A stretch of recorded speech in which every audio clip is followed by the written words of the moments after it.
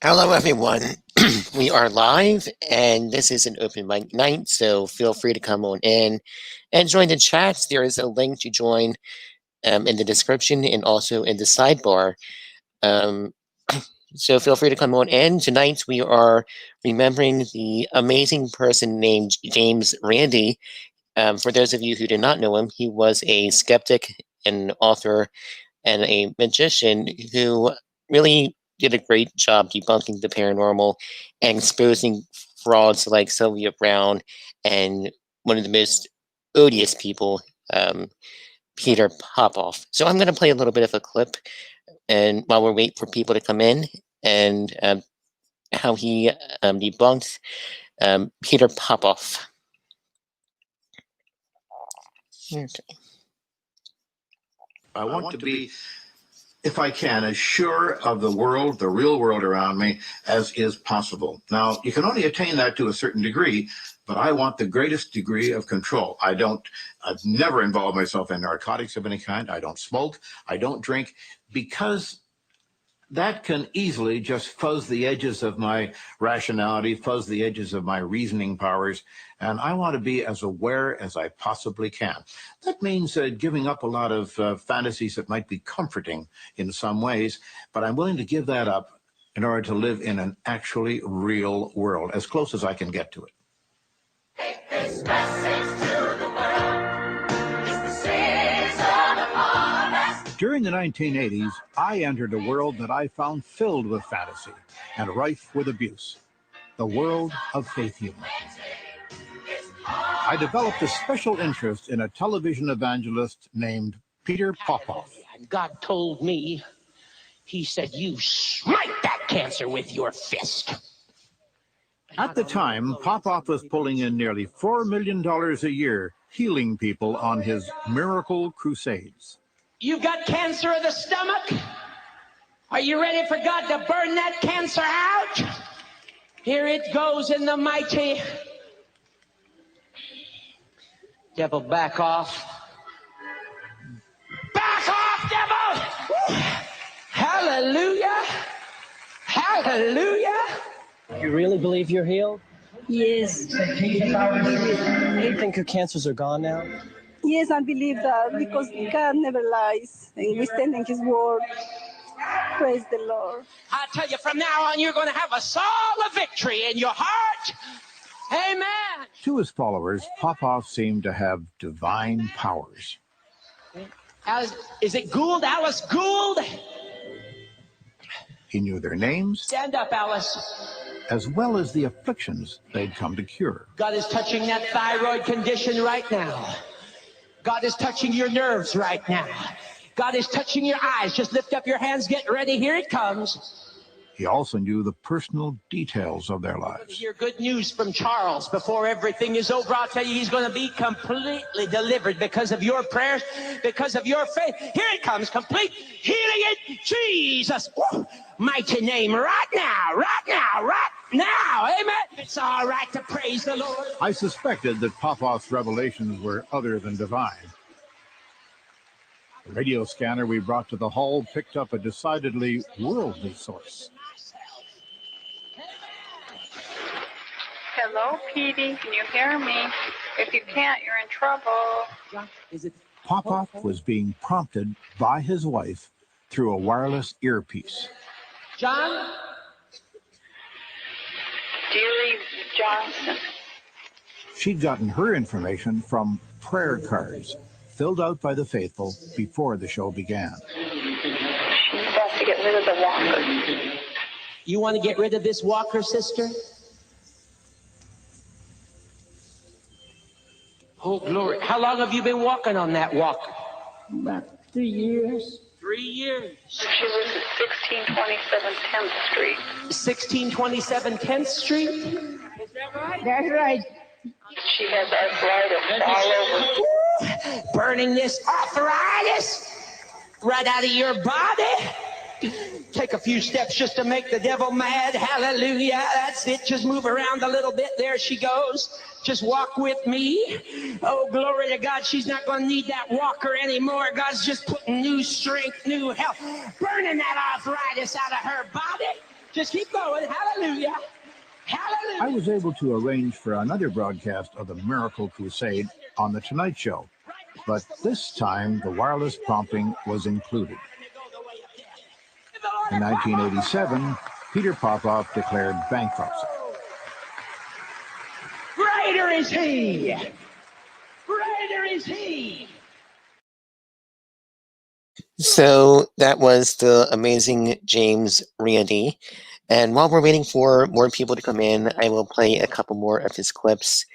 Again, the link to join the chat is in the description, and it is also in the sidebar as well. Let me see if I can find some other of his great clips.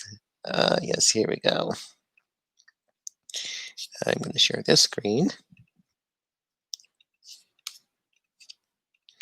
Share audio.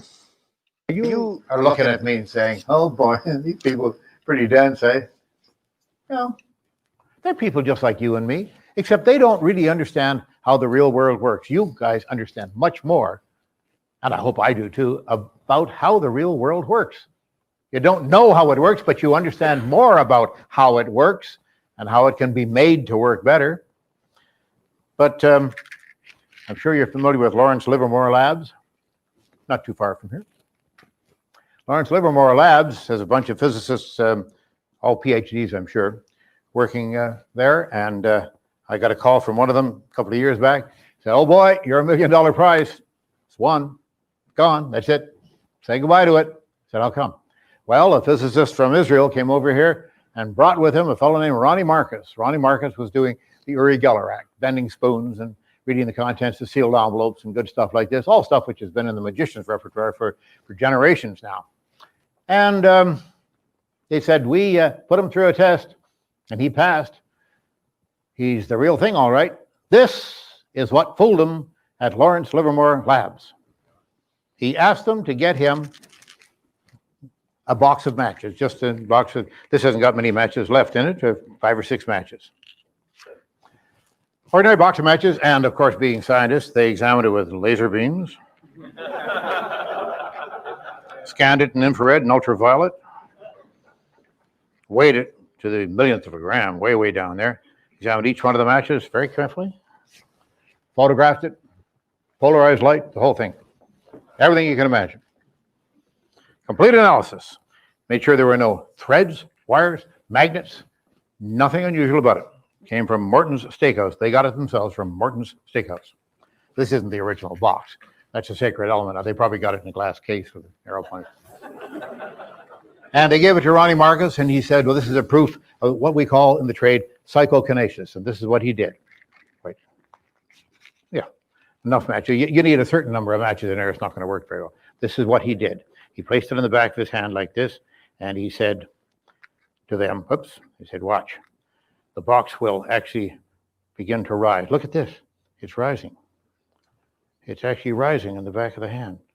And it rose up, and then he said, and then when I relax the psychic power, it sinks back down again. Now, I don't know how it was done.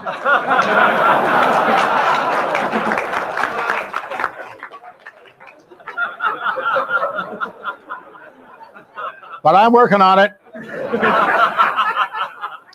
As a matter of fact, this little parlor trick is in a book called Martin Gardner's Encyclopedia of Impromptu Tricks. And Martin advertised that you can learn to do tricks like this.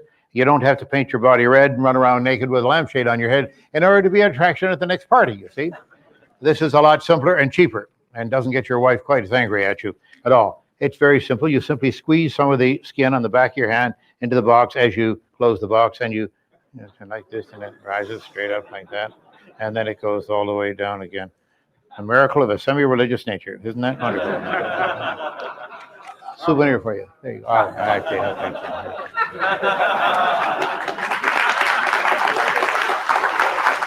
Well, that fooled him at Lawrence Livermore.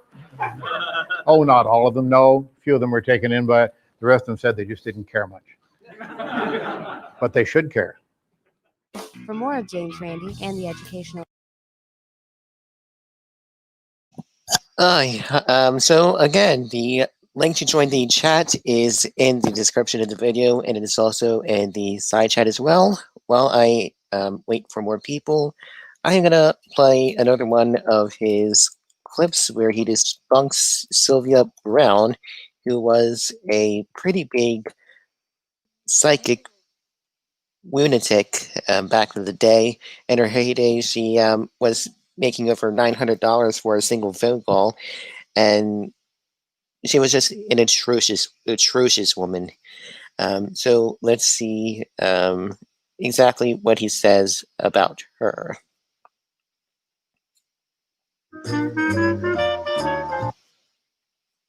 Hold this back up.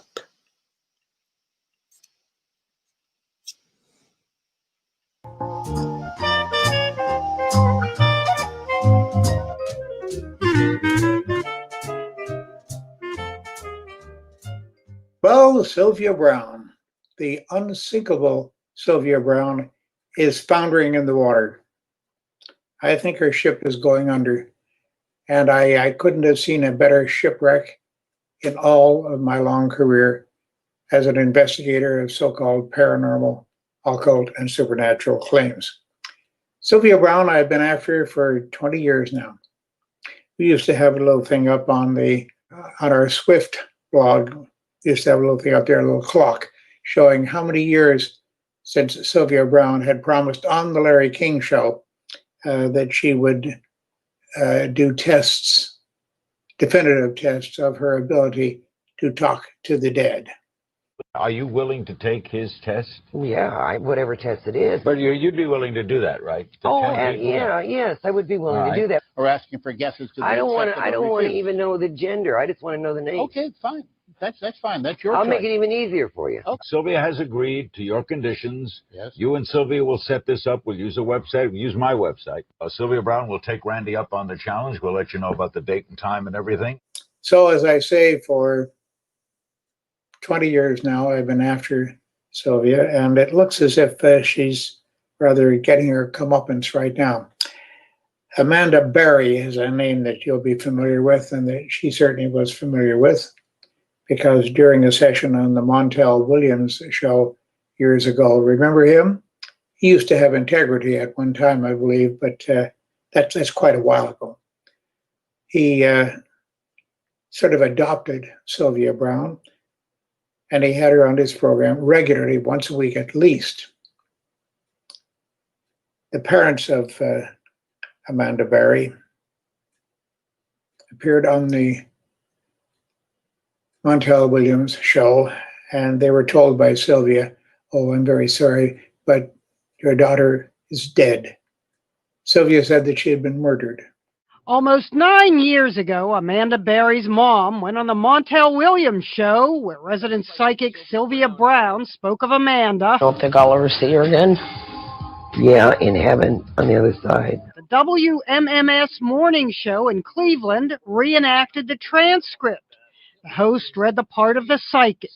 I hate this when they're in water. She's not alive, honey. Well, as most of us know, and I'm sure Sylvia is now aware, just recently, in that dreadful episode that American history will have a hard time living down, where 3 girls were found in this man's home, this man named Castro. Amanda Berry was one of them, alive and well. Her mother had died some years before that, in something like 2006, I think it was. Amanda Berry and the other 2 girls had been imprisoned at this man's home for almost 10 years, incommunicado, not in touch with the outside world at all.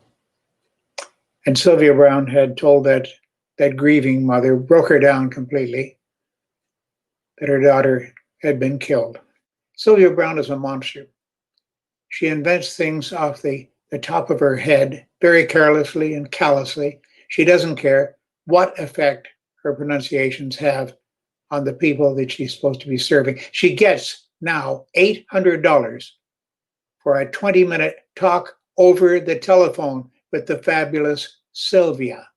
Now, the James Randi Educational Foundation and myself, James Randi, have been after this woman, as I say, for over 20 years. And why hasn't somebody done something about it? Well, now Anderson Cooper has joined our ranks in that he has come out against Sylvia. He says she just has no integrity whatsoever, and that's absolutely true. Strange enough, there are two jagged boulders which look really misplaced because everything is trees, and then all of a sudden you've got these stupid boulders sitting there. And he could be found near He's near the boulders. Is he still with us? Well, that was famous alleged psychic Sylvia Brown on the Montel Williams show in 2003, 4 months after Sean Hornbeck disappeared. She said that Sean Hornbeck was dead. She was wrong about that. She said a Hispanic man with dreadlocks had taken him. She was wrong. And she told Sean's grieving parents where to search for his body.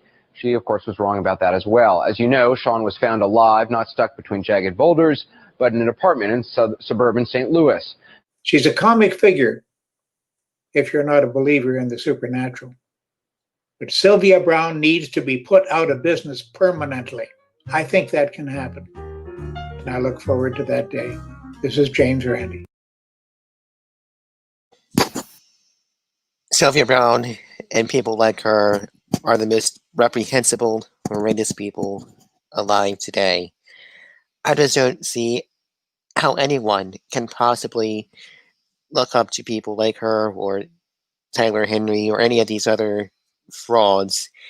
And I just don't see how they can live with themselves, lying to people, giving them false hope, and pretty much just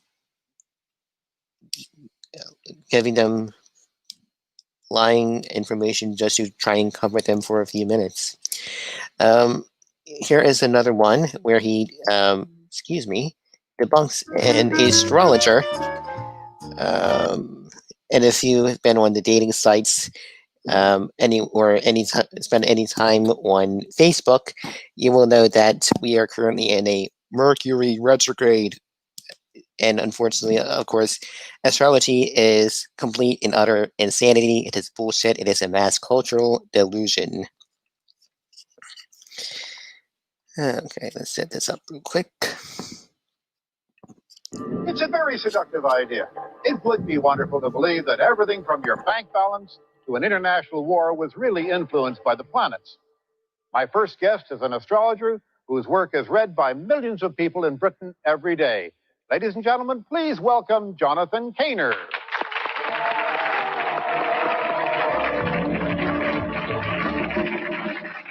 Tell me, Jonathan, who do you write for? I write for Today newspaper in this country, Today newspaper, Woman magazine, Mirabella, and Living. I have a question for you. You know, are we really supposed to believe that everything you write for, say, a Capricorn is going to happen to 1/12 of the total population of the world that next day? Well, let me ask you something, James. You come from the other side of the Atlantic. Would you say that Canadians and Americans have different characteristics to each other? Yes, they do.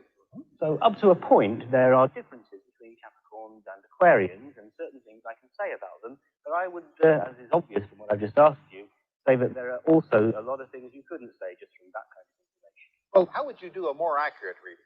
All right, well, to do that, you're going to need somebody's date of birth, their time of birth, and their place of birth. And then you're going to need to draw up a great big map of the sky. And by analyzing where all the different planetary positions are, you can start to say something that makes a lot more personal sense. So you say that a reading of this kind would be accurate and individual enough for the person to recognize themselves? I would hope so. Right. Well, Jonathan has kindly agreed to put his talents to the test this evening. We have taken the birth date information from every person in the audience tonight, and before the show, we gave you the details of one person selected from that audience. So please give us your reading for that person. Okay, well, I don't know who I'm addressing here, but I know that the person who owns the horoscope that I've been looking at has a very unusual horoscope. This horoscope is unusual, and it suggests to me that you are a very extrovert person, unusual, larger than life, full of confidence, with a very zany sense of humor, and generally a kind of way of being different, eccentric, controversial. You will kind of enjoy the limelight that comes from when it's revealed that it's you. You won't feel too shy or ashamed of it. And one more thing I should also say, there's something about you which is rather professorial and intellectual, and it makes me think that we're dealing with someone who's had a well-trained mind, is very speedy and alert and quick-witted. So we're looking for someone who's controversial and professorial. Now, let's see if he or she agrees. But first, let's see by a show of hands in the audience here, how many people in the audience think this reading sounds like theirs? Let's see a show of hands. Well, we've got what? 4, 5, 6, 7, 8, 9, 10, 12, about 15, maybe a few more. Quite a few, actually. Now, let's meet our real subject of that reading. Please welcome Hugh Laurie.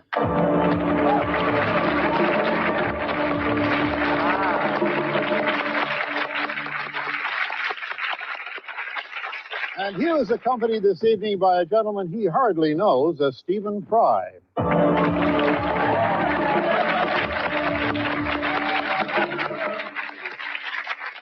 So tell us, Hugh, what did you make of that reading? Is it anything like you? I mean, does it apply to you? I wouldn't say very much, no. I'm certainly not enjoying the limelight now. Although you may say, why did I come up? Well, curiosity, but limelight, I wouldn't say no.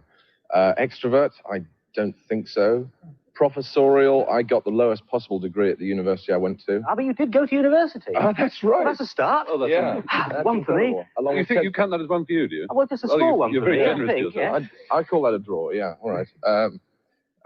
What else was there? Did I say you had a good sense of humour? I think I did.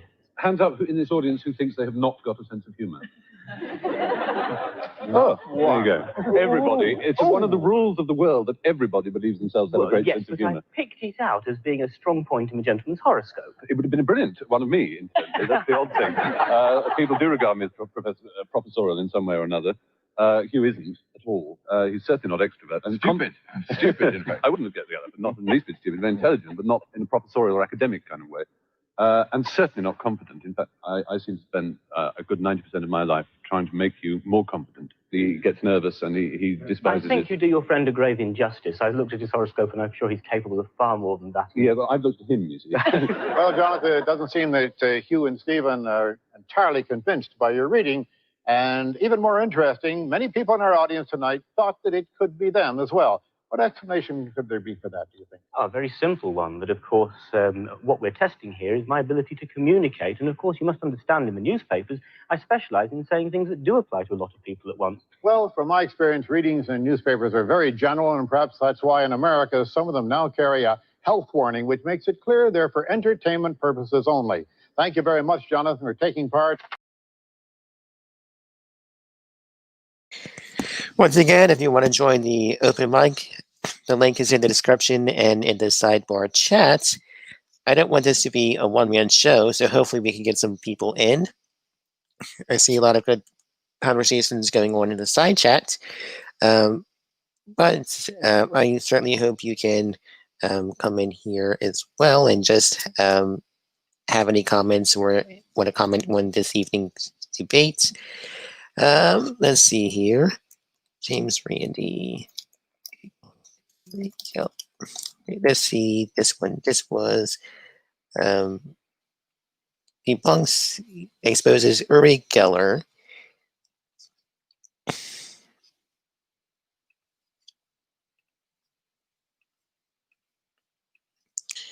Set this up.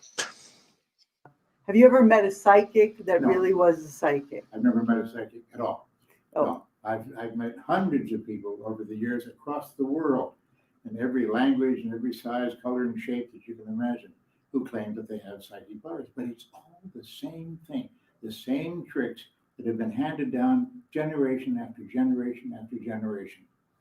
And it just doesn't add up, and it doesn't prove itself at all. But people are not very perceptive of that sort of thing. Of course, if they're fooled, they're fooled.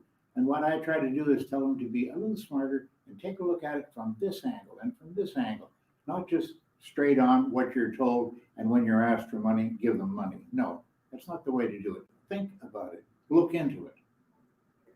So why do you suppose that police often, well, not often, but they have hired psychics to help solve crimes? The point is that they haven't.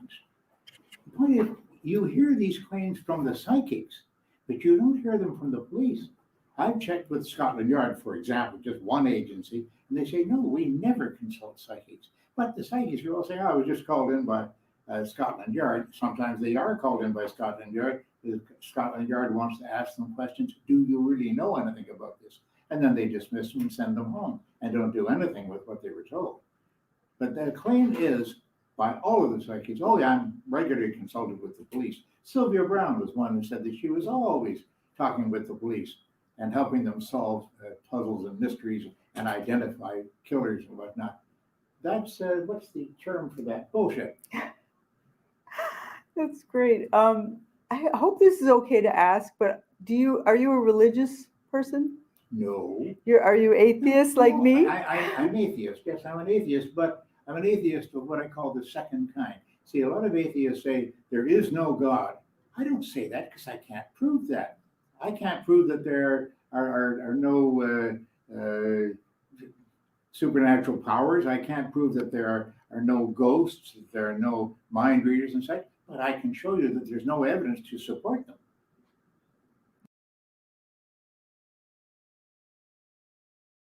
All right, and unless we've got our first guest, Sablai, how are you today? And they're gone already. Well, let's see. I guess I will have to play another video. Name's Randy. Let's see, which one is this here?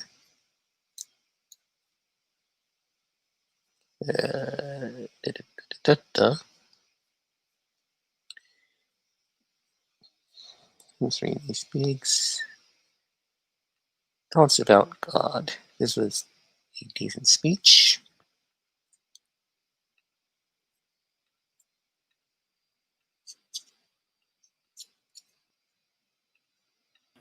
How does it relate to the religion, and in particular the existence of God? That cannot be proven. That's true. Could you comment on that concept? Yeah. People often ask me, do you believe in God? And I say, which God? Medusa? Ahura Mazda?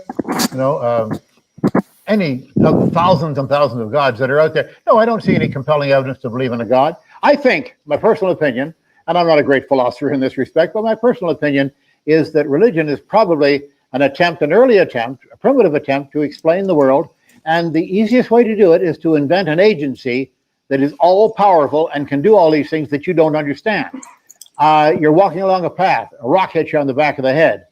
Perfectly clear day. You look around, you say, somebody threw that rock. Well, if nobody threw the rock, then there must be a rock god or something like that who throws rocks and hits you in the back of the head. You've got to have an explanation for it. We human beings and all animals, when you come right down to it, they want to have an explanation of the world around them. Oh, I do tricks. I do sleight of hand tricks for dogs and make them nuts.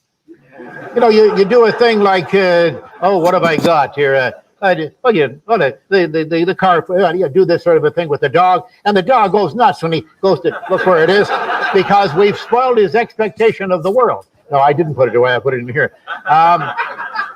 It has spoiled the dog's expectation of the world, and it really worries them. You see them actually, and they're worried. They're really grieved by it. They're bothered by it. And more crazy dogs just because they come in contact with me.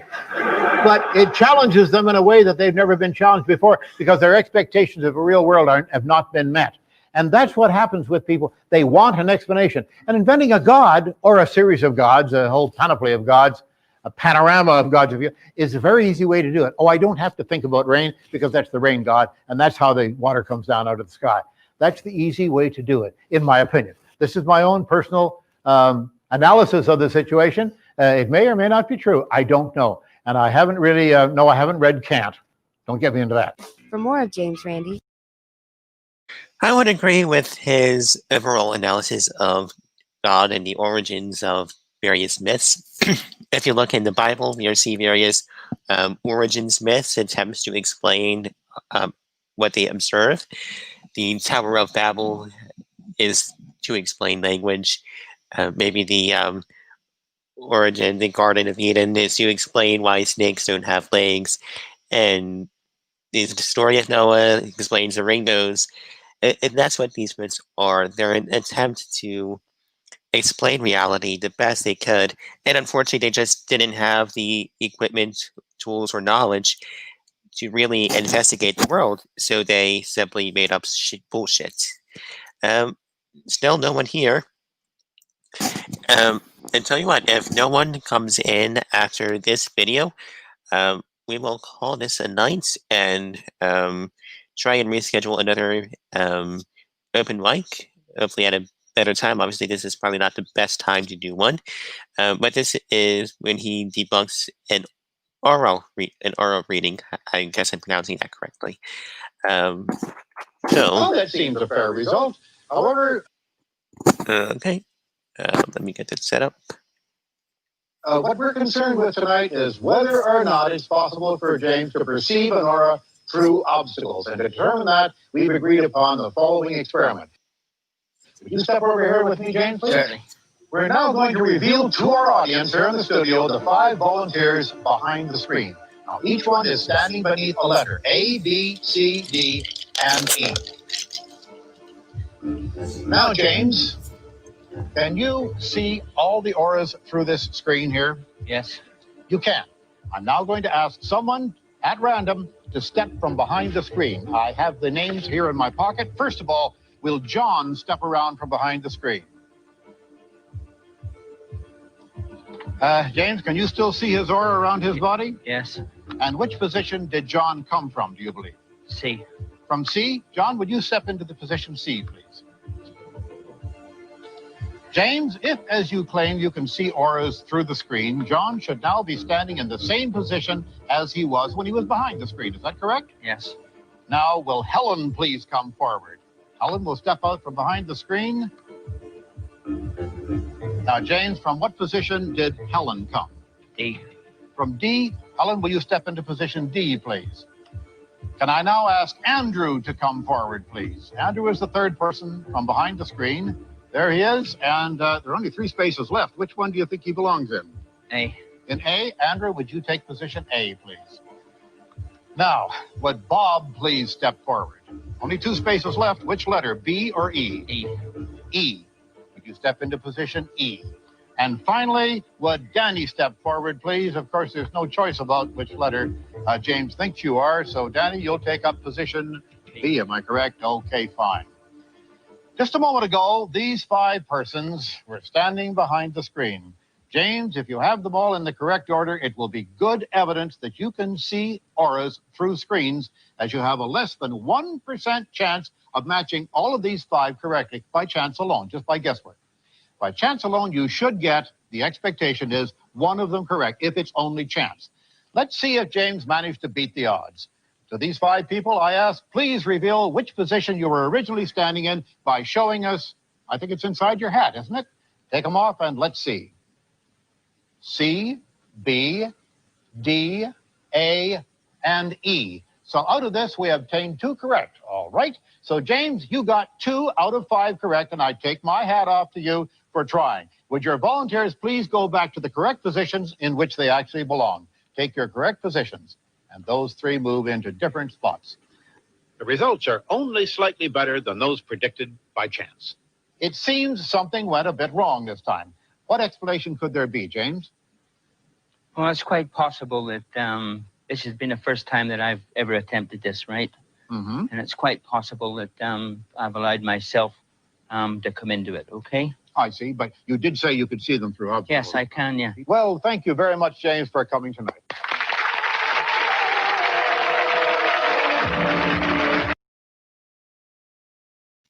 Okay, and I actually found one final James Randi video that I wanted to play before I end the stream.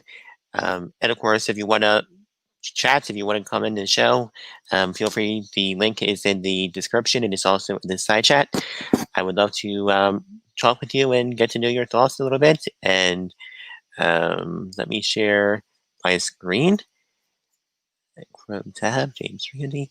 And I actually share this video. I actually don't agree with everything James Randi says in this video, but that is for a different night. This is his video on questioning the Bible. Hello, whoever and wherever you may be. I'm James Randi. Or did you guess? There are well-accepted accounts from the Bible that Christians and others never question. Events and locations that are part of the story told of Christ and his history. One such is the account in John 1 of the birth of Christ in the lower Galilee town of Nazareth. This town is not mentioned at all in the Old Testament, nor in any of the extensive rabbinical literature, and the only established site there is the ancient town water well, now referred to, no surprise, as Mary's Well. The modern town is covered with churches, also no surprise, and though archaeology offers no support at all for them, the Nazarenes can point out sites such as Joseph's carpentry shop and the spot where Mary received the Annunciation, the message from the angel Gabriel that she was pregnant with Jesus, as well as the exact location of Mensa Christi, the table where Jesus dined with his apostles after his resurrection, and the site of the synagogue where Jesus preached as a lad. But Nazareth may be overrated as an historical site that proves the inerrancy of the Bible. Author René Salm has written The Myth of Nazareth, the Invented Town of Jesus, a book that effectively demonstrates the controversial archaeology of the town where the Bible has Jesus Christ being born. Of course, the religious faction has reacted furiously to the book, specifically in the Bulletin of the Anglo-Israeli Archaeological Society, BAIAS, which devotes some 47 pages to 5 angry rebuttals. There is, we are told, an ambitious commercial enterprise presently under construction in Nazareth to rescue the facts about Jesus' hometown. It's a resort known as Nazareth Village. It is designed to eventually contain streets and several dozen stone houses inhabited by actors and storytellers in authentic garb, who will illuminate the life and teachings of Jesus, a notion perhaps inspired by the phenomenal success of Disneyland, where Tinkerbell and Mickey Mouse are seen flitting and strolling about, also in authentic garb. As of 10 years ago, an international consortium of Christian groups called the Miracle of Nazareth International Foundation had raised some $60 million for the project, with contributors in the U.S. such as former President Jimmy Carter, Pat Boone, and Reverend Reggie White, formerly a Green Bay Packer football star. Scholars associated with the Nazareth Village Project, Stephen Phan, Yehuda Rapuano, and Ross Voss, none of them archaeologists, now say that evidence has been discovered there for a town that existed at the time of Jesus, a settlement before the First Jewish War that took place in 70 CE. This evidence was simply lying on the open surface of the site, they say. This claim, author Psalm shows, is bogus, and it results from misdating, mislabeling, misinterpreting, and from pure invention. These artifacts and facts were somehow missed by the previous crowds of professional archaeologists who have been digging on that site for the last century. The Nazareth Village Resort lies on a 15-acre plot of land called the Nazareth Village Farm, the NVF. The scholars under discussion surveyed the farm, dug on it, and published a lengthy report in the 2007 issue of the BAIAS Journal. There is little difficulty to show that their evidence for a town there, 11 small pieces of pottery shards, actually dates as late as the 2nd century CE, and Psalm's research shows that the rest of the material from the Nazareth site dates well after the time of Jesus Christ. There simply is no demonstrable evidence from the Nazareth site that dates to the time of Jesus Christ and to Hellenistic times. In fact, one awkward fact after the other stands in the way of such a claim. For example, the Church of the Annunciation at Nazareth, the largest Christian structure in the Middle East, is a primary destination of Christian pilgrims to the Holy Land, of course. It is there that the faithful believe Mary received the Annunciation from the Archangel Gabriel at her home, but the existence of a number of tombs directly under the structure, firmly established by archaeologists, is just impossible, since, for the faithful, tombs have no place under such a structure. According to Jewish religious law, Jews cannot live in the vicinity of tombs, which are a prime source of ritual impurity. So the ancient commentary on Jewish law mandates that tombs must be located outside of the village proper. Thus, tombs under the house of Mary are denied by the tradition. These post-Iron Age tombs are also post-Jesus, Middle Roman and later, and the wealth of pottery found in them is also later. Consider continuing pilgrimage to Nazareth, which fortifies the convictions of the true believer while supporting the community financially, depends on the sanctity and the reputation of the site. As author Psalm points out, perhaps the entire Jesus story depends on it too. He also tells us not to be too surprised if remarkable finds at Nazareth conveniently appear in the next few years, finds that substantiate a settlement there at the time of Christ. To fit the demands of the Christian tradition, the upcoming material will have to be early and non-funereal. And just recently, as if Psalm himself had prophetic powers, the NVF now reports that a cache of Hellenistic and early Roman coins has recently been found at Mary's Well, at the northern end of the Nazareth Basin. But strangely, nothing even remotely similar had ever been found there before in the entire century of professional digging about. A cache of Hellenistic and early Roman coins, a bonanza for any archaeologist, is exactly the sort of evidence which the believers need in order to decide the matter in their favor. But the earliest coin found there dates to about 350 CE.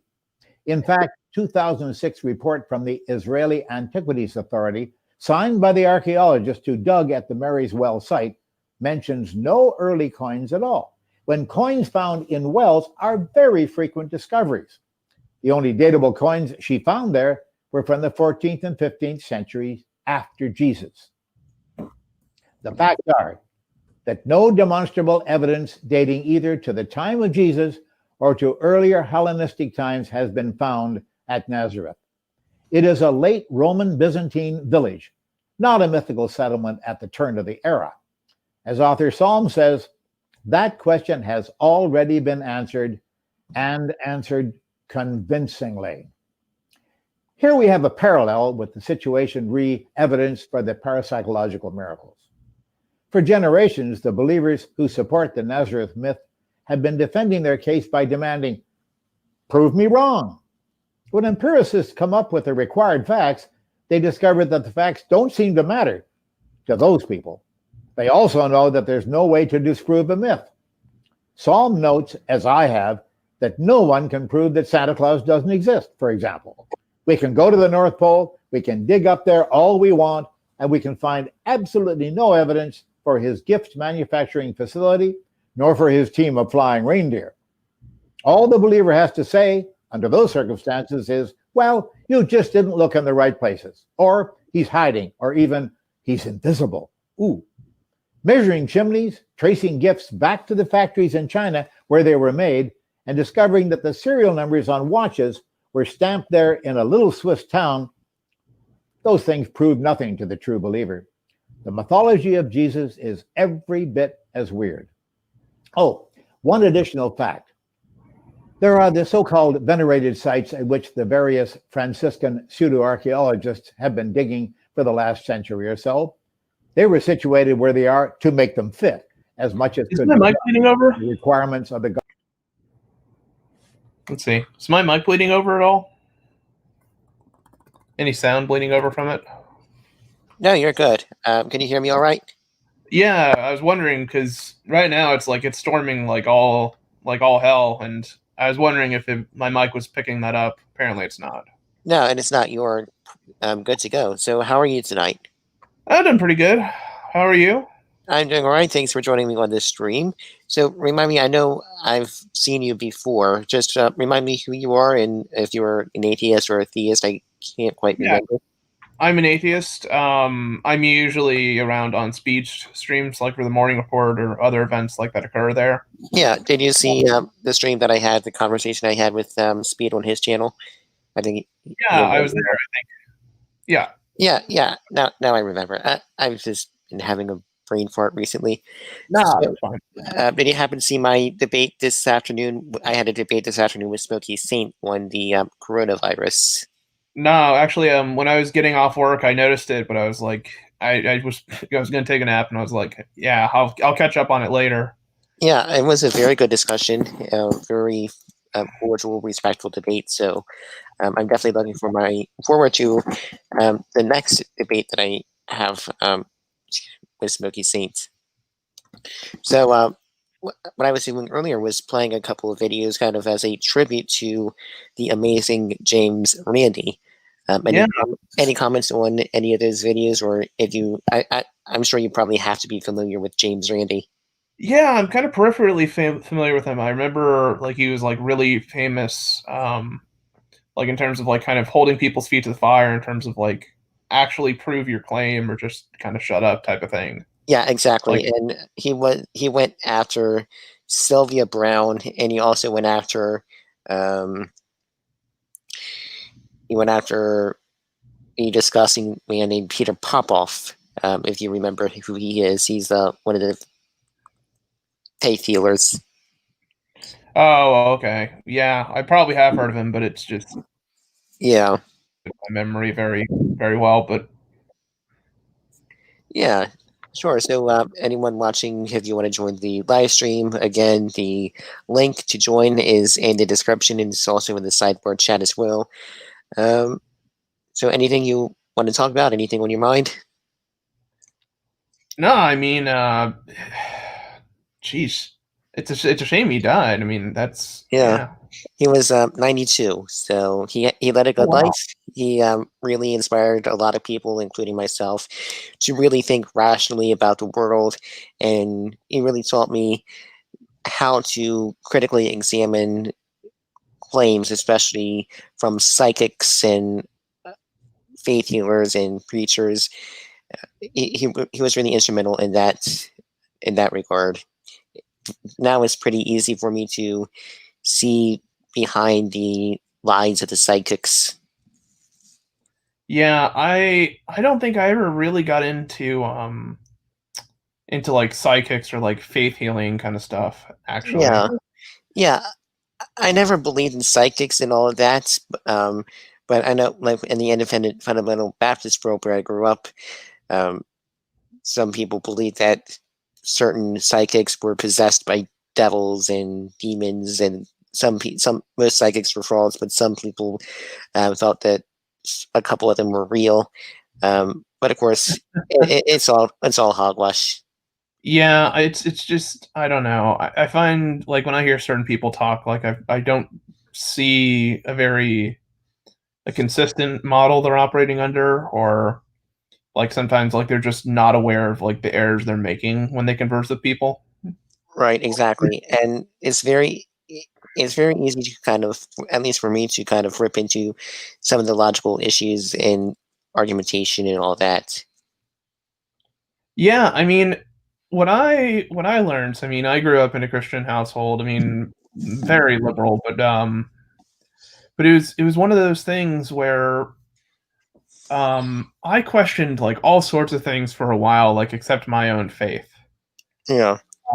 And you know, one of the things that I kind of learned from philosophy, but I took a philosophy course in university. I think it was like during freshman or sophomore year. It was one of the two.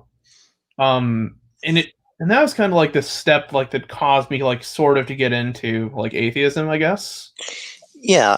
'Cause I began hearing like classical arguments, and I couldn't really like rationalize that with my own perception of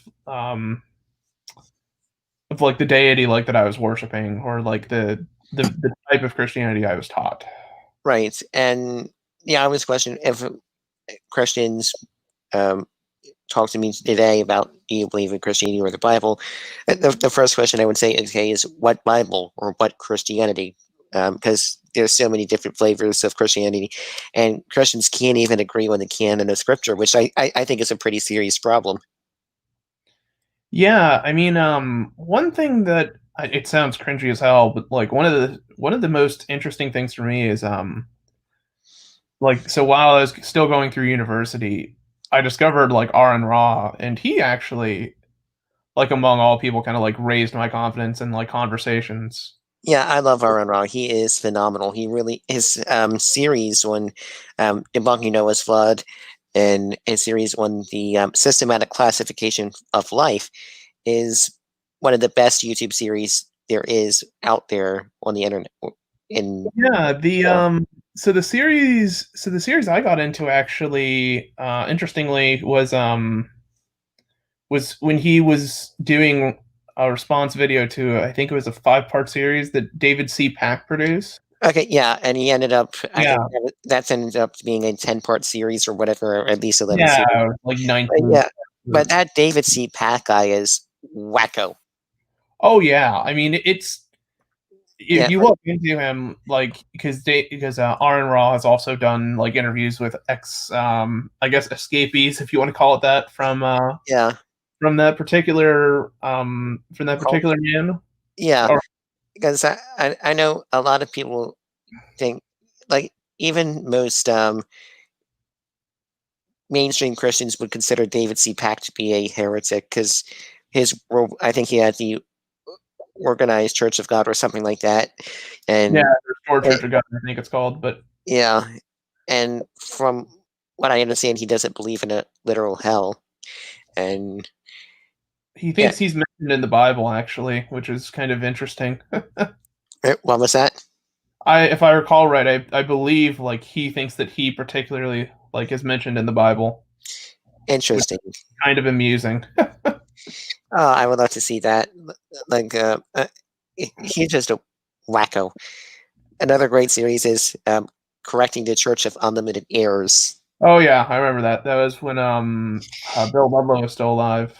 Yeah, Bill Cornelius, and when the very first argument he had against evolution was that the callus on your hands is proof for evolution. Once he said that, I knew right away that he knew nothing about the topic on which he was speaking. He was definitely not qualified to speak on evolution. He should have at least called a university professor and got his facts checked out before he gave the speech. That's the least he could have done. I agree with you. I mean, like, there's so many ways you can, like, if you really wanted to try and go after evolution, that you could approach it.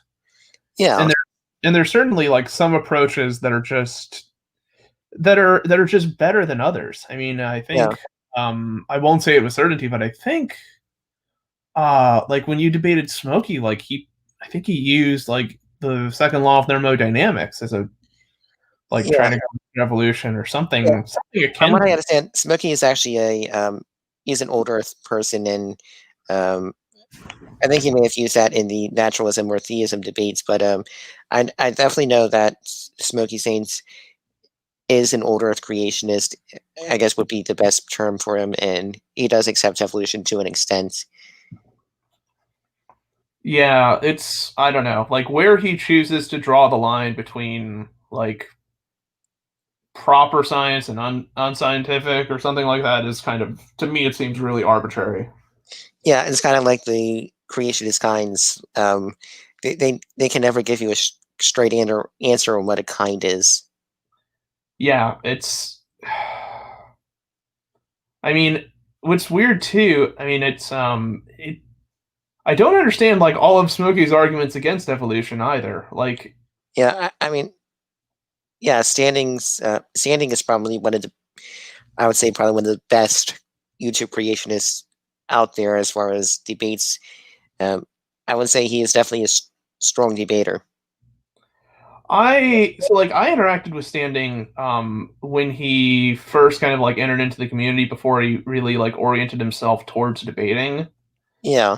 He's a good guy. Like, I like him. So do I. Standing is great. I really enjoyed our conversations, and I really enjoyed our debates that I had with him. I said it on once Speed of Sound's channel. I don't like Raw Matt one bit, and I stand by that comment. Yeah, there's two people in this community I genuinely don't like, and Raw Matt is one of them, but the other one is Logical, Plausible, Probable.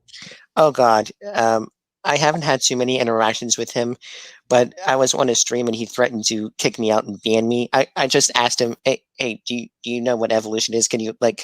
I just wanted to make sure we could steel man each other's argument, and he was so insulted by it, and I, I and he's just largely yeah. John Maddox. The thing I realized about him, and it's not just like he's not the guy you go to like to have a conversation with about like a generic topic. Yeah. Like almost anything with him, and it always centralizes around this thing about you challenging his knowledge or you challenging like his perception of something. Yeah. And he just like he goes off the rail. when he went, for lack of better terms, ape shit. When I asked that simple question, it seemed like I don't know. It's like I think it's a fair question to make sure you have an understanding of the other side. Like if you would have, I think it's fair for me to ask, hey, what is evolution? And for him to say, okay, can you at least see if you understand what the gospel is, or if you understand what Christianity teaches? Because I think that would be fair to do in a debate. Yeah, what's actually really curious, and it's kind of peculiar to LPP, is so for a while, like I noticed like that he would interchange the words like evolution and Darwinism. Yeah, and a lot of creationists do that, and Yeah. of course, it's simply wrong. Yeah, me and Speed called him out on that a few times, and it's like, yeah, evolution is not Darwinism. Darwin would not recognize his theory today. Yeah, and it's like you understand that like we've heard you talk enough like that you understand like that there's a clear difference between the two. Right. Like, if you're going to attack the model, like let's ignore the science for a sec. Yeah, and my stream, and but here's what I don't understand. He accepts evolution. If we actually understand, if he understood what evolution is, and same way with standing for truth and any of the other people, they would agree that speciation happens. They would agree with microevolution. So really the only thing we majorly disagree on is the extent of common ancestry and what role God may have played, and the overall time scale. Those are really the only three things that we disagree on.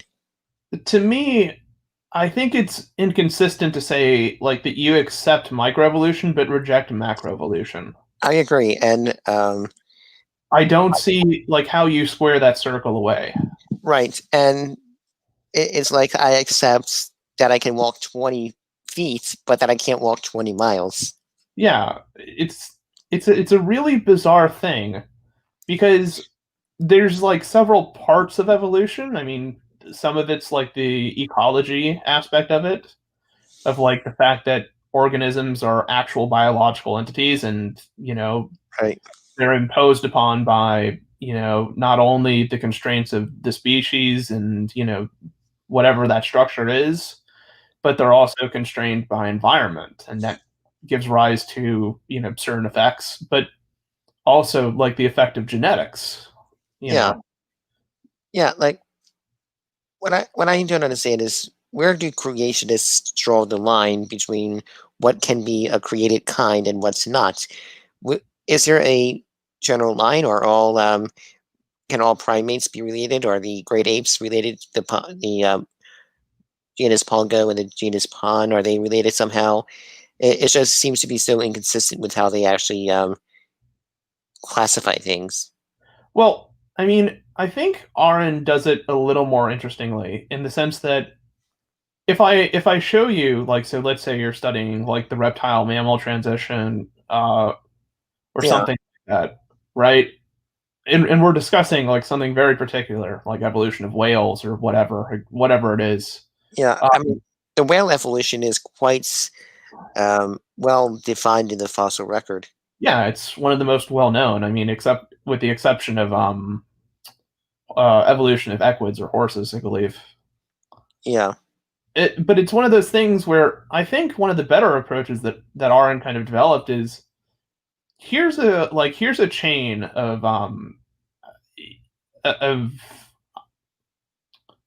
of descendants like that are related to each other in some kind of way. Yeah, right? where do you draw the line between this is a whale and this is not a whale? Well, and, yeah, exactly. Where does something like start being a whale, for instance, or like a proto whale, and start and actually end at being a whale? Like where? Yeah, Where? and to me, it's not difficult to imagine a semi-aquatic mammal, and one population becomes more dependent on the ocean and becomes better adapted swimmers, and another population becomes more dependent on the land and loses the ability to swim. To me, that's not a stretch. That's just not a that seems to be quite reasonable. Well, I mean, the important idea is that, and what wasn't really understood about evolution till, oh Christ, like 70s, I think. Yeah. Kind of like this link between genetics and like evolutionary transitions. Right. And then the fact that Haeckel was kind of onto something in the sense that it is true, like you do see a kind of like an evolutionary progression, like Right. certain embryos and their developmental phases. But he was wrong in being so strict as to describe it that. Yeah, I think he said something like recapitulation, Yeah. and all that, which has been proven to be wrong. Right. Like there is a the less specific form of recapitulation is more or less correct. Yeah, But like the way he described recapitulation is not. Right. And it's just one of those things where it's like, for instance, the like webbed feet or things like that. All that really is in terms of like developmental biology, which is something I'm actively studying. I mean, I find it tremendously interesting Yeah. because my field is. Yeah, I love developmental biology. It is fascinating. Yeah, it's all it is essentially it's a prevention of it's a particular cascade pathway that prevents apoptosis at a certain developmental stage. That prevents that essentially fails to differentiate between digits. Right. And you think about it, it's like, okay, that's not a very hard, like in terms of the genetic machinery that's already there, that's not a hard transition at all to occur. Right. As evolution typically just modifies what's already there. A porcupine quill is just a modified hair. Right. And what's really curious, I mean, is when they say like, oh, well, copying information isn't gaining any new information. It's like, okay, but even in principle, like that's just incorrect. Right. So they can't define information what they would actually accept as a gain in information. Would a gain in function be a gain in information, or what? Like define your terms and give me at least give me a clear goalpost for where I can actually show you what happens.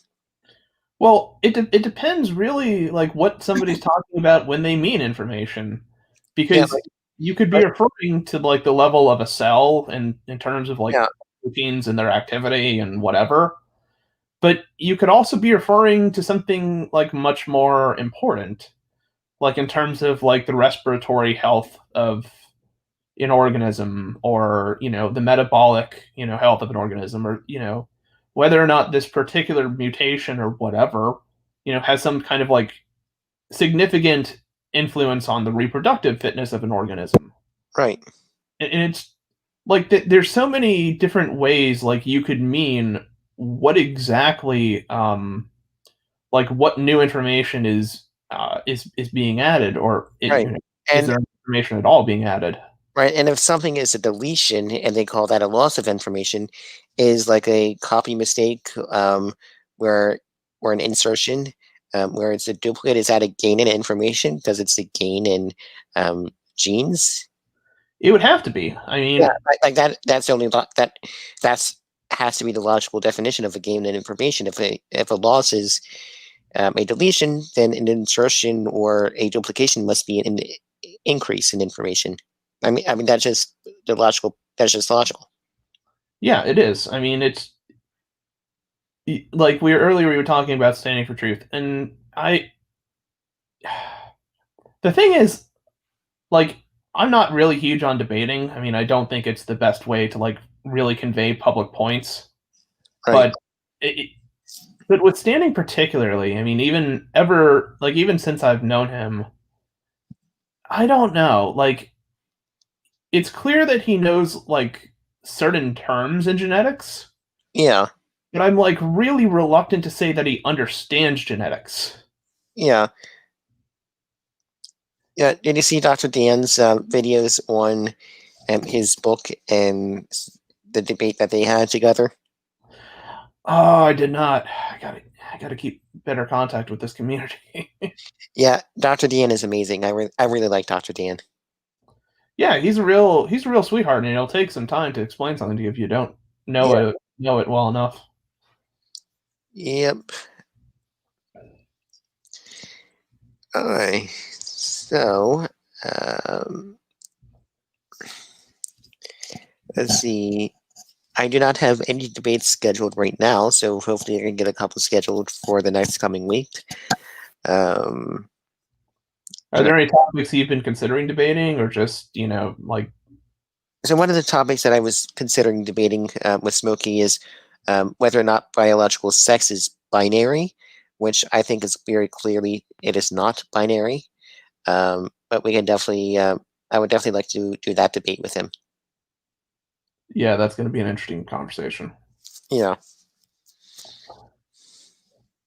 Have you gotten into abio yet, or harping away from it, or? I have not really studied abiogenesis all that much, so it is something that I would like to debate. And Smokey Saint does have is trying to find me an opponent for that. But it's something that I definitely need to research a little bit more into. Yeah, I can tell you, like, my training is in chemistry, and yeah, it's a mess of a field. I mean, there's a lot of different like interesting research going on with it. Yeah, but I mean, we're nowhere near a working theory. We just have various hypotheses from what I understand, and we haven't been quite successful in making RNA bases in the lab. And I mean, to me, it's not. We already have the basic ingredients. We have the nucleotides already. We already found like amino acids in space and all that. We know that polypeptides can form spontaneously under the right conditions. So to me, it's not much of a stretch to imagine a catalyst that comes together and forms the first self-replicating molecule that eventually develops a cell and becomes life and so forth. Yeah, I mean, to me, I mean, if you use the analogy of kind of like baking a cake, right, and like the akin to, and you kind of analogize that to, okay, let's make a cell. Like there's certain components that cells need, like lipids and nucleotides and amino acids and stuff like that. Yeah. Which a lot of the research, I mean, has been like well documented on how those things can form, and even if they're non-significant abundance, like there's astronomical evidence to indicate that at least some of those things would be present on the Earth, just because that the Earth was bombarded the fuck out of when it was when it was very young.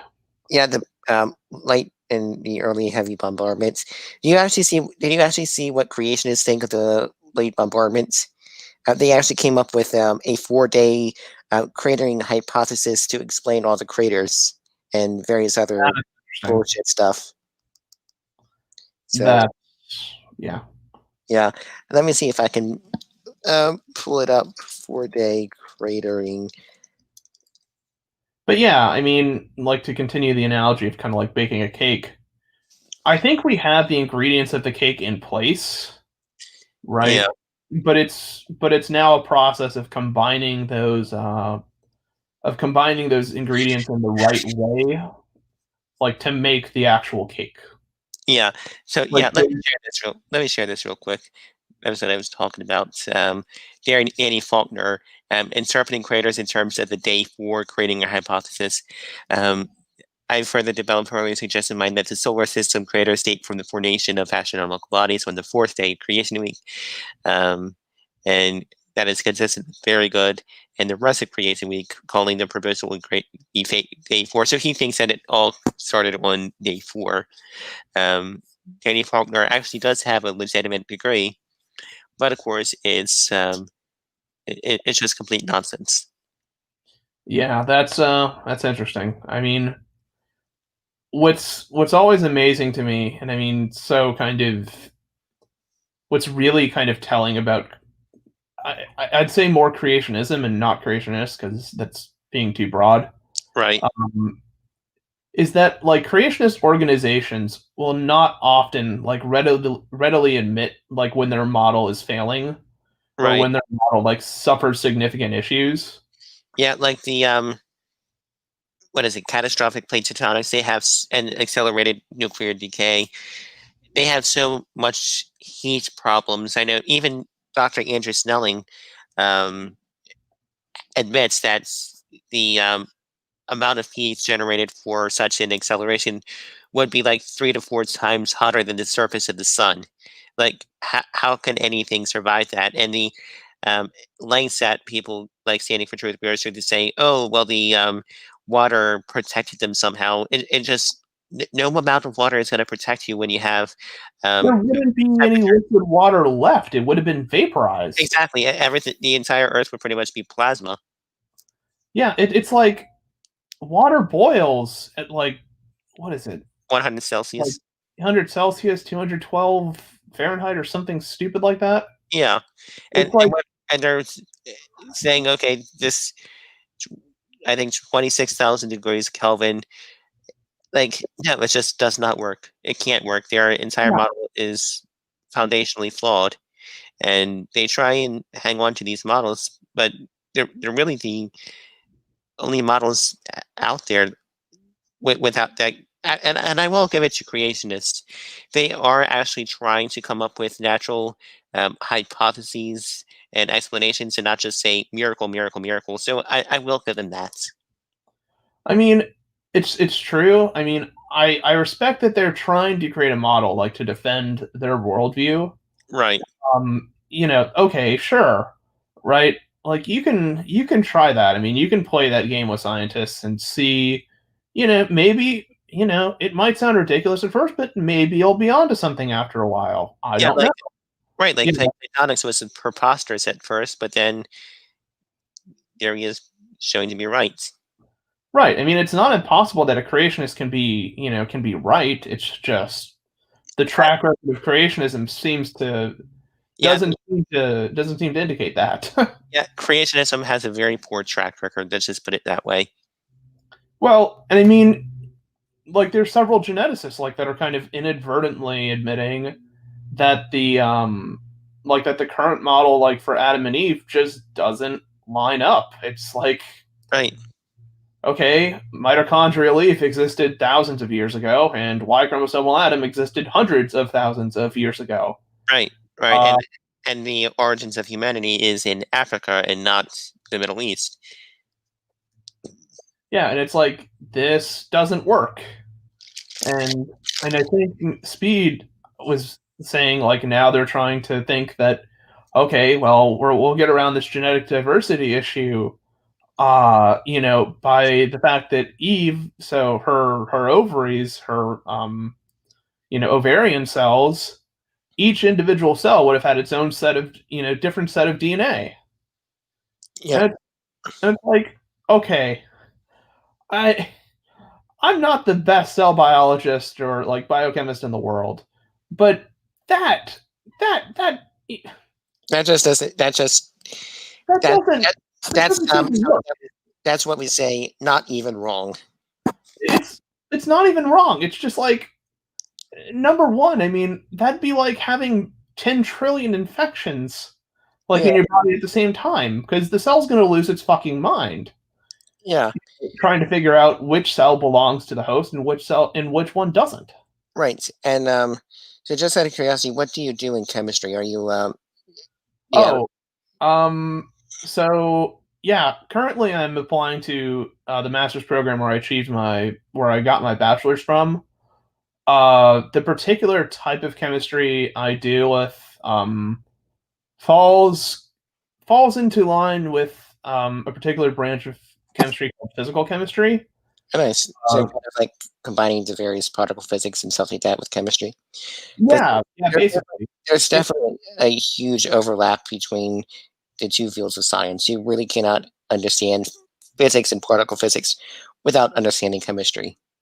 Yeah, exactly. And I would say that about biology. In high school, biology came before chemistry, but I actually think it should be the other way around. Chemistry, I think, should become you really can't understand biology without understanding basic chemistry. Yeah, honestly, if you study basic biology without understanding basic chemistry, it seems like magic. Yeah, it really does. I won't even lie. Like it sounds like you're reading like from like Alice in Wonderland or something like that. Yeah. Because because in high school you don't get a very good view typically of like what compounds are all about and like why chemicals react the way they do or Right. like any kind of logic concerning like actual chemistry and like what governs those rules. Um and you don't need to necessarily unless you're like actually gonna do like organic chemistry and like try and synthesize like some wild compound. Yeah. But you need the basics. Like you need to understand at the very least like atomic structure and kind of like elementary reactivity to understand or to appreciate like Right. reactions that cells are trying to deal with and perform. Right, exactly. And it'll be helpful to have that understanding just when you're talking about like polypeptides and the various molecules and stuff like that, you really need to understand chemistry.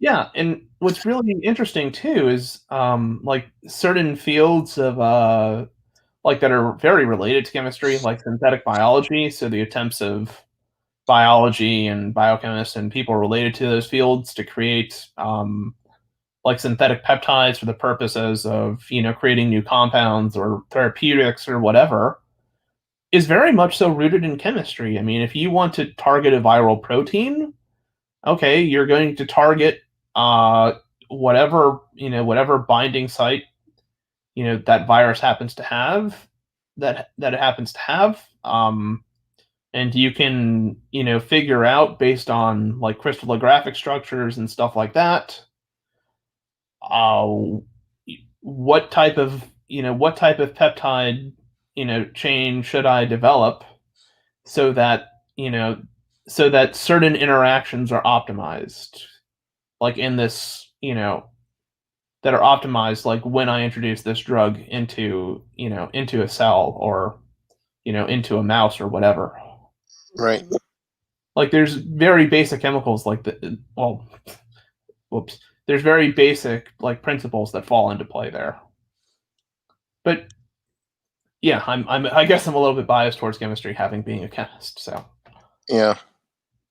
But yeah, I mean it's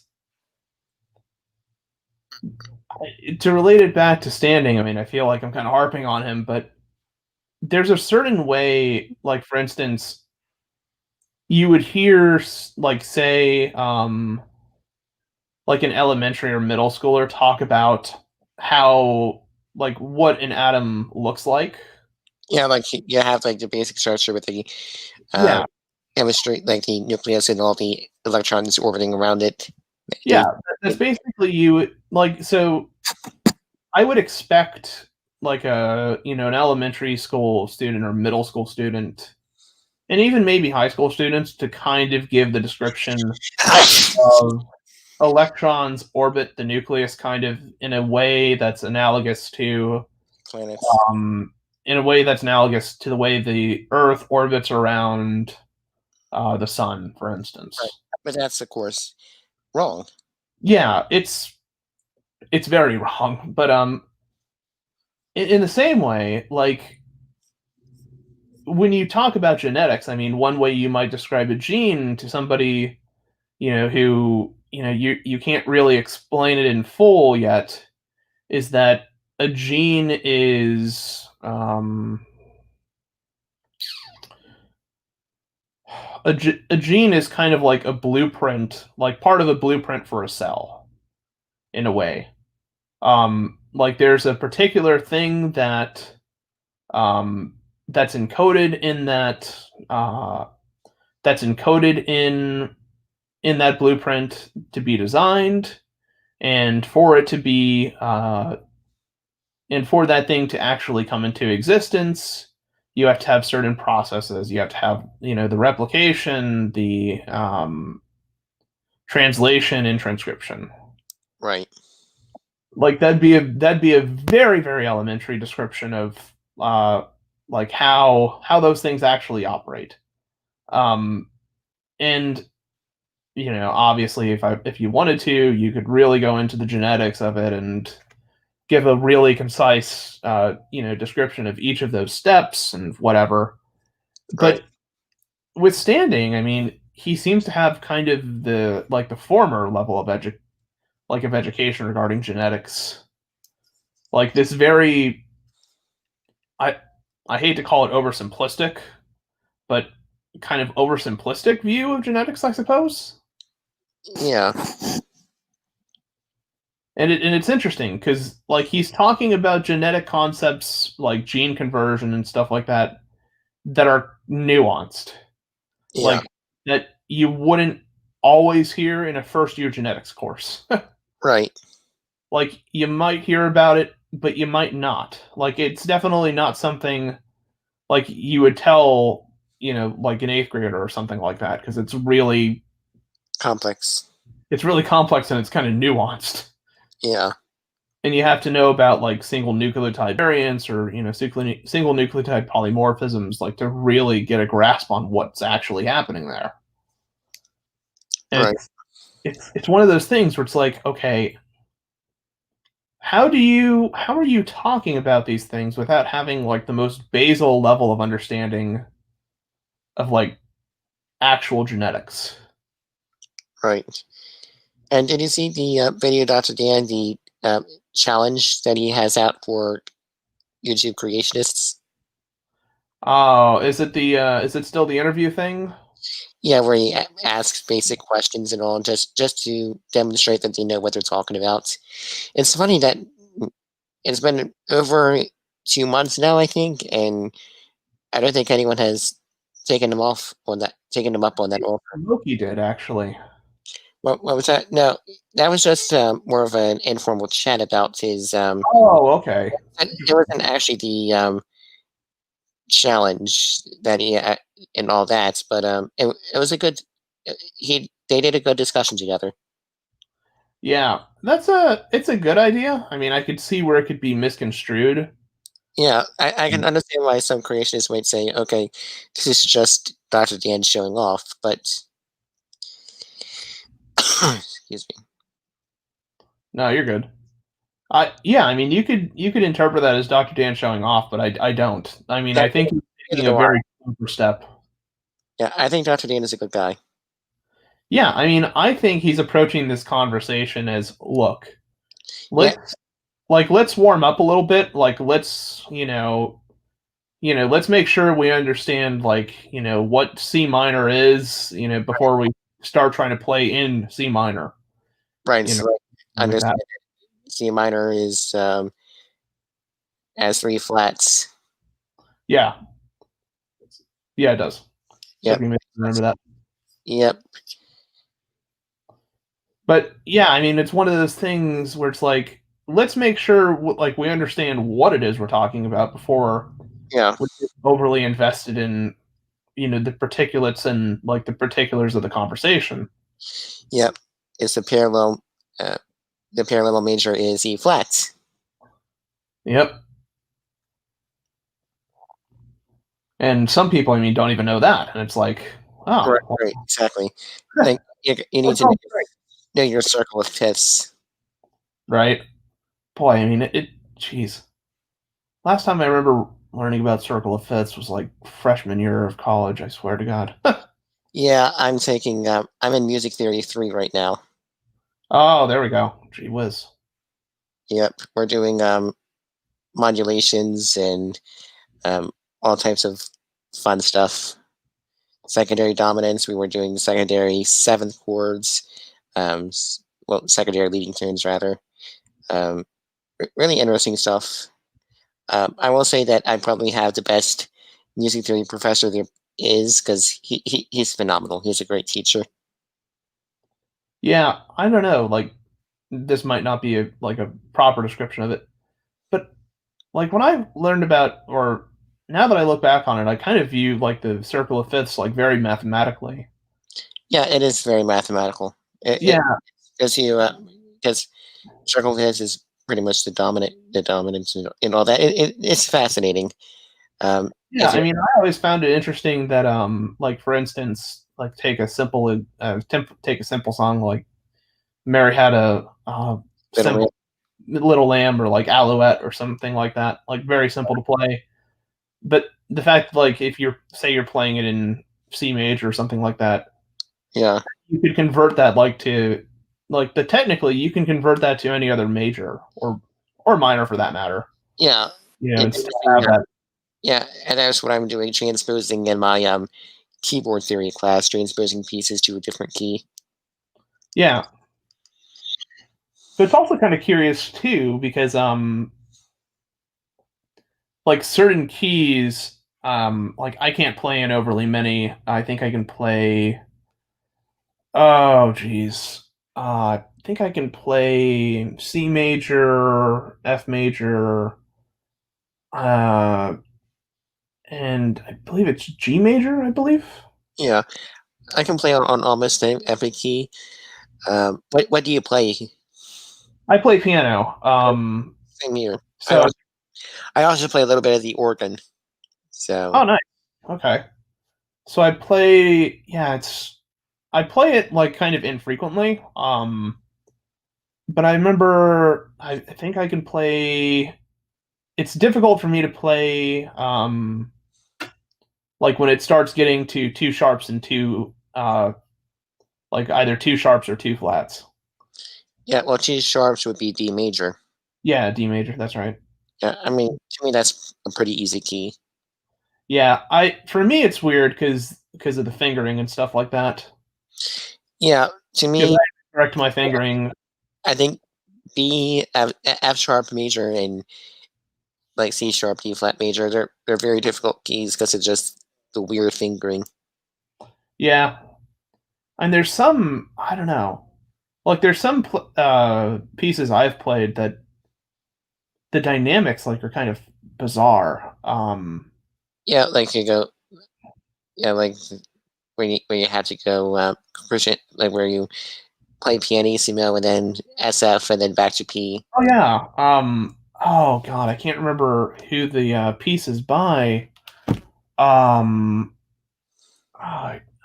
can play the song though. I forget what it's called. Let me see if I can look it up.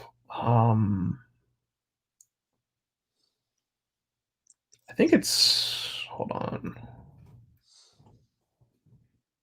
I think it's Sonatina in. It's the first sharp key, so I think it's or maybe it's in C. Hold on. Is it dun, dun, dun? Yeah, it's dun dun dun dun dun dun dun dun. Yeah, I actually was. I love the second movement to it. But hold on a sec. Yeah, it starts off with the slow. Yeah. Yeah. Yeah. Let's see. Oh boy, let's see if I can, because I love the second movement. This one.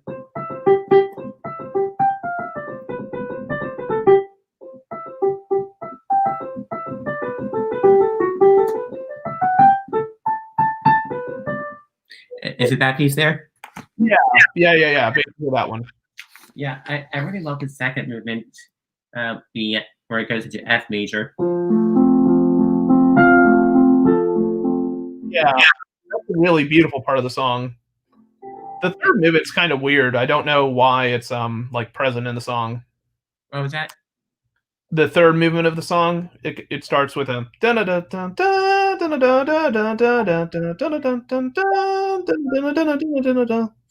I haven't learned the third movement yet, so I'm just gonna sight read.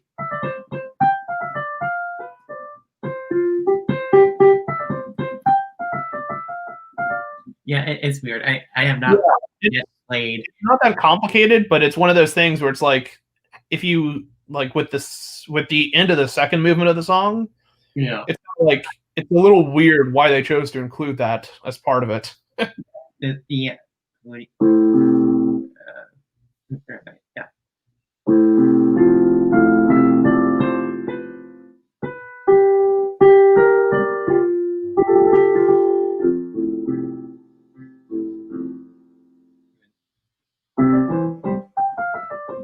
And yeah, I love the second movement. The second movement is so beautiful.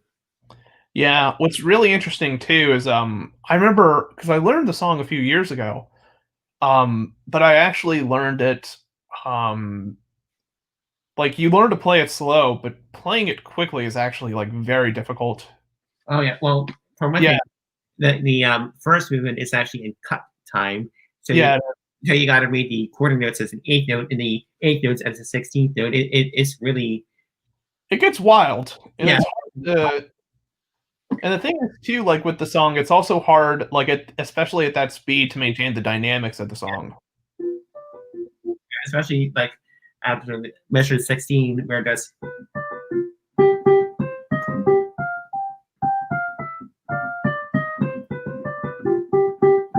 Yeah, this is a weird part.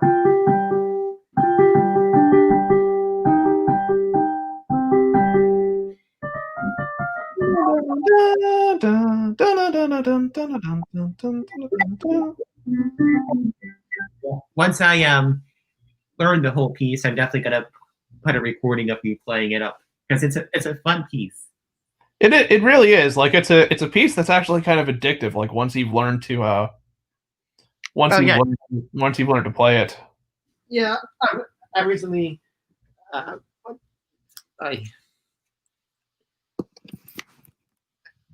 I feel the first Bach invention also really fun to play. Not sure if I'm familiar with that one. Yeah.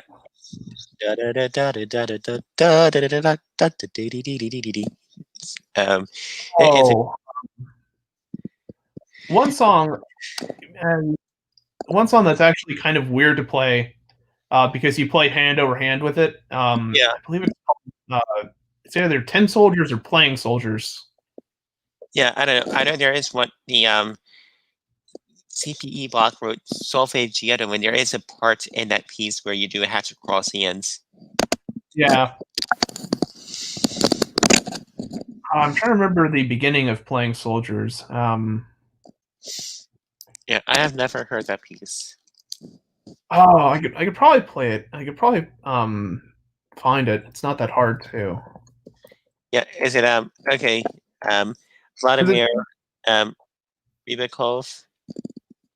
Might be. Let me make sure though.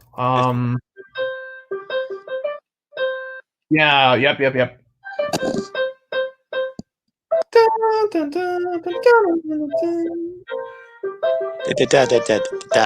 it's definitely complicated. It's a complicated piece. Yeah, it's weird because you're actually it's really hard to describe like the fingering on that song. Yeah,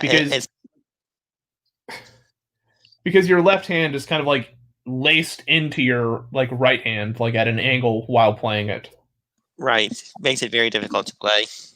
Yeah, it's a little weird, like trying to negotiate like where your hand is supposed to go, or because yeah,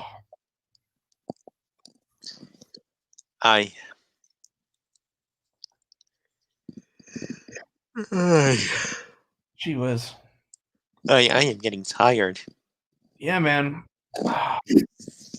It's really interesting. Like with my major, I was kind of considering doing physics for a while, but I chose I chose not to because I was like, yeah, I really could because I enjoy mathematics a lot, Yeah. but I was like, it's I don't know, like the mathematics is getting a little too hardcore. Like I could deal with the math if I really really wanted to, but I I feel like getting my hands dirty a little bit more, like with these chemicals and stuff. Yeah. Like I feel it'd be more productive to like do work with chemistry and instead of like understanding like this whack ass mathematics. Yeah, definitely. Alright.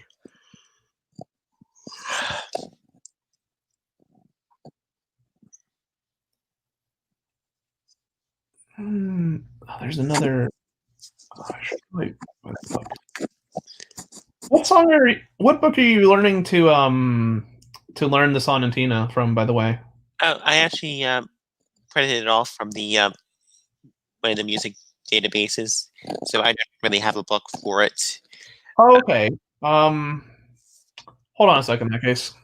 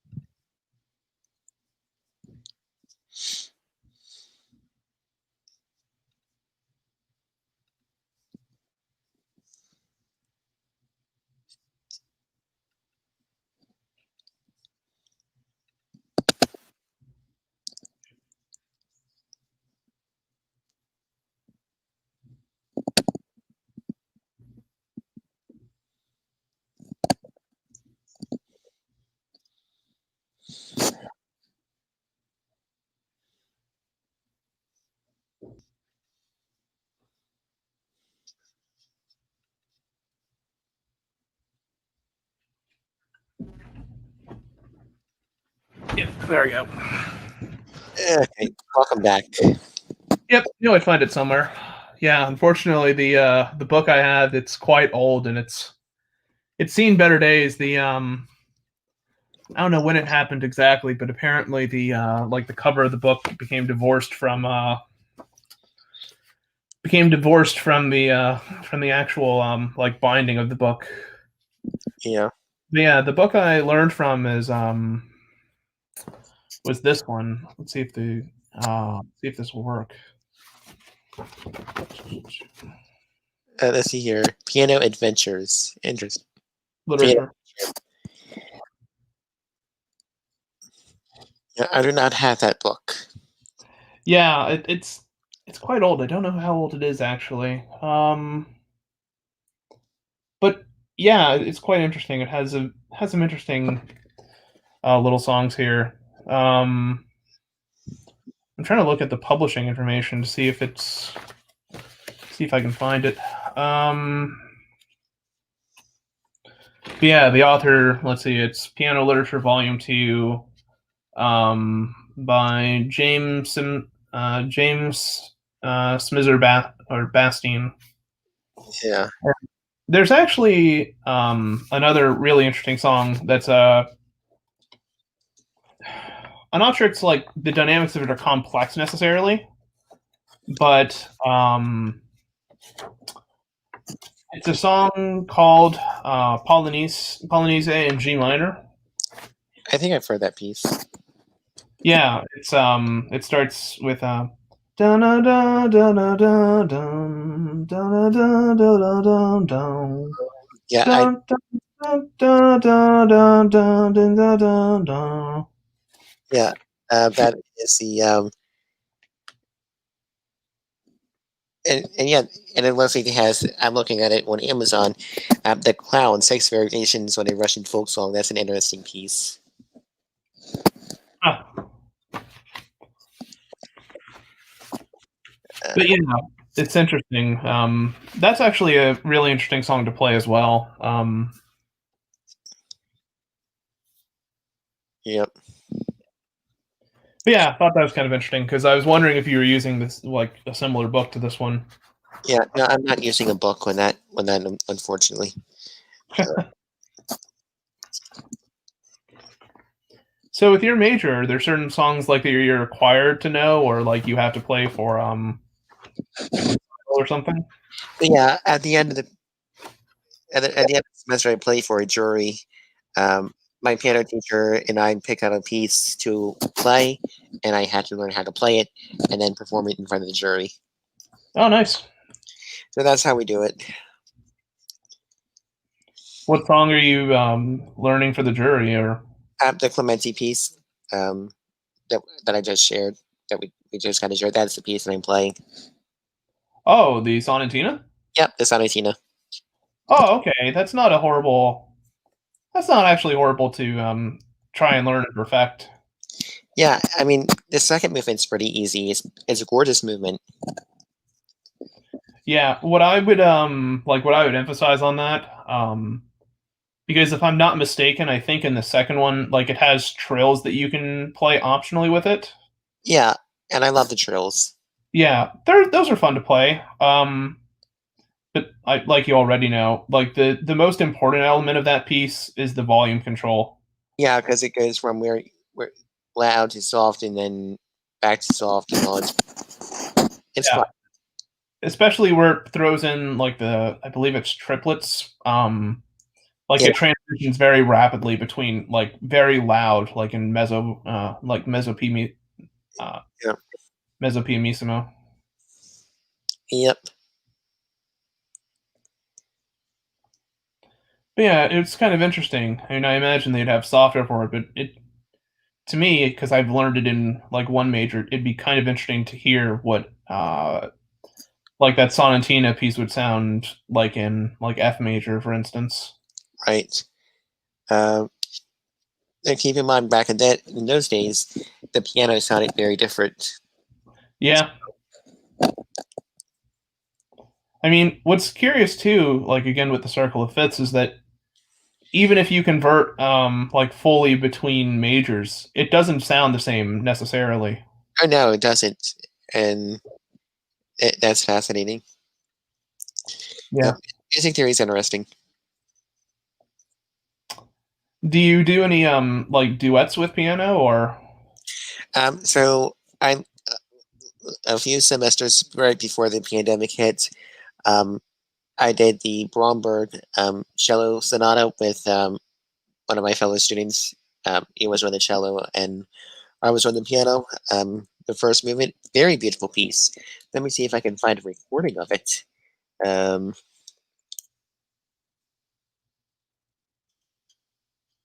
Bromberg cello sonata in minor, movement number 1.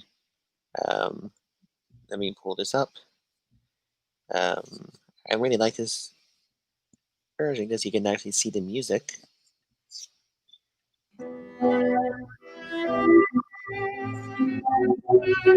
Oh, yeah.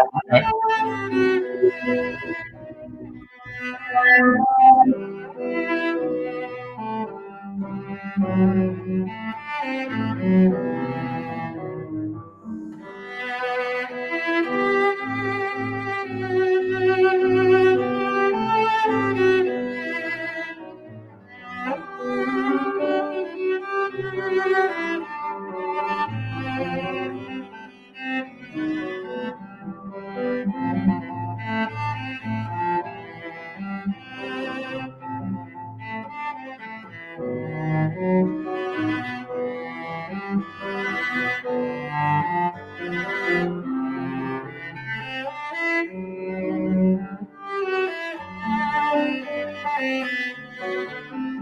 The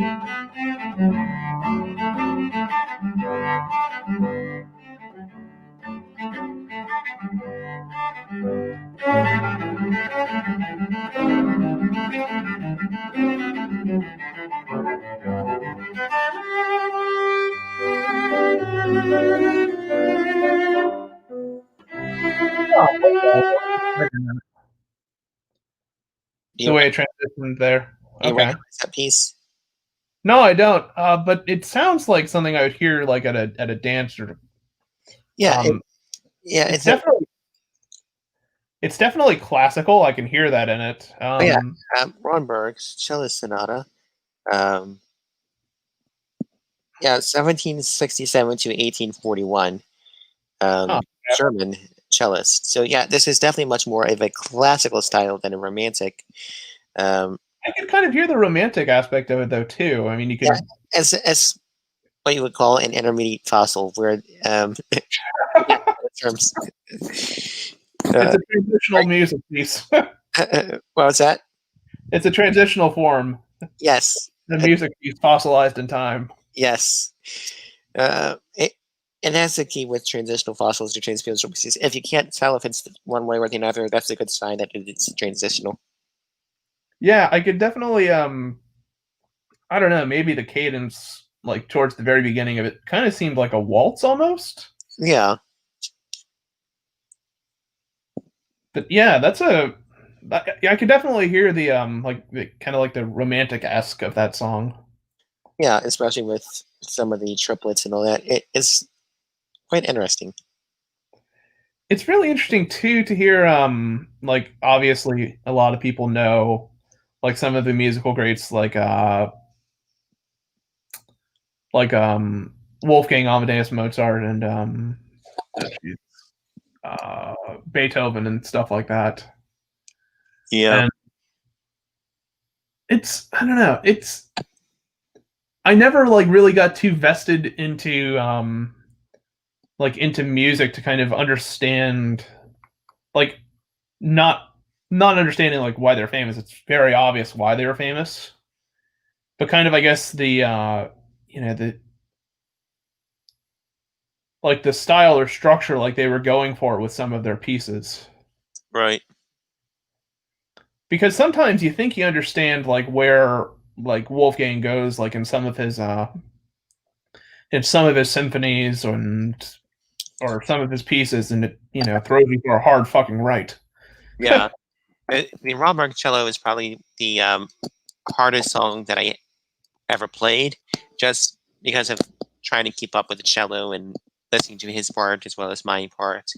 So if I had to select a piece that was most difficult, challenging technically for me, it was probably that piece, especially in terms of the dynamic and making sure I don't overpower the cellist.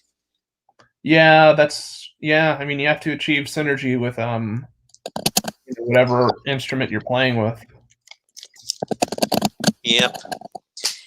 And this is why I love open mics, because you start with talking about James Randi and end up talking about music theory. Yeah, I mean, what's also curious to me as well, I mean, I'm not sure if it falls under, I don't think it would fall under contemporary music theory, but also kind of like the, I guess you'd say kind of like the more social aspect of music in terms of its, like its development and also evolution. Right. Like in terms of the fact that like there are certain genres, or not genres necessarily, it's not an appropriate term for it, but I guess you could say styles of music, I suppose. Right. Weren't necessarily present until a certain time period, or weren't really capitalized until a certain point in time. Yeah. Right. But I mean, also the fact of like the role of music, like in human cultures. Yeah. Like what it's used for in terms of like sometimes the values or traditions like that it symbolizes. Right. And for that matter, I mean, it's I'm sure you could like ask a musical historian about this, but I'm pretty sure like there's some musical instruments that have more or less kind of like gone extinct. Yeah. Like that are very unique in terms of right, how they would be played or like the types of noise they would emit. Yep.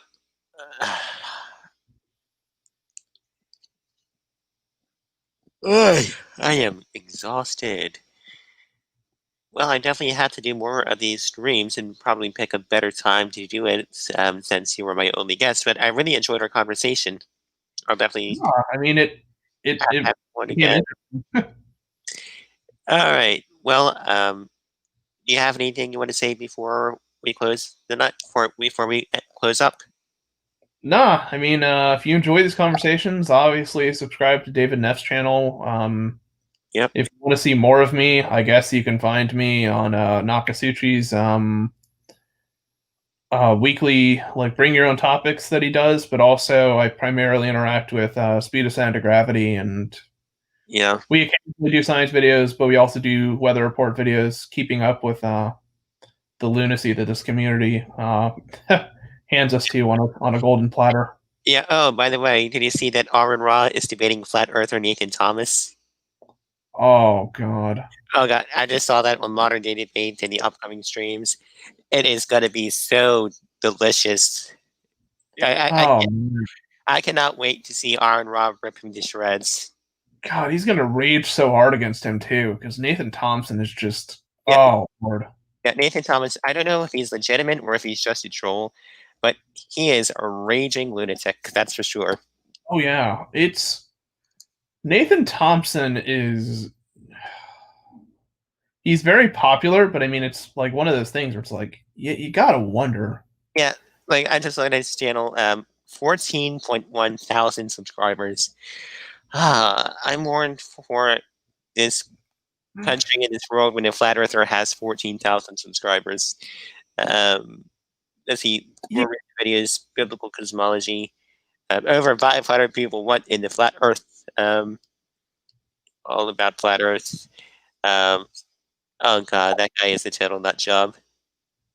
You gotta wonder. I mean, you gotta wonder how many people are there for like, oh, I love Nathan Thompson, and how many people are there like just trolling the everlasting like fuck out of him.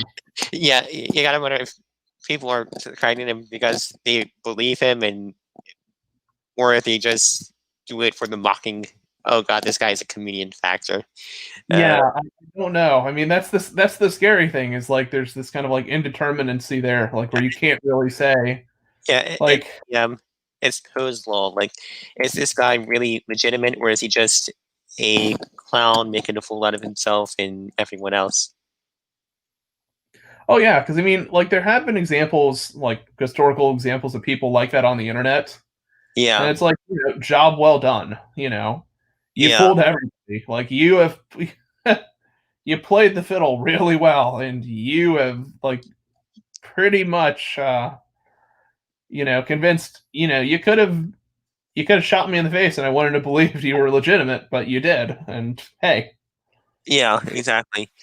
But yeah, anyway, if you enjoyed this conversation, hit the like button, hit the subscribe button. I'll be hosting more open mics and a lot of more videos that I'm working on. So stay tuned and subscribe.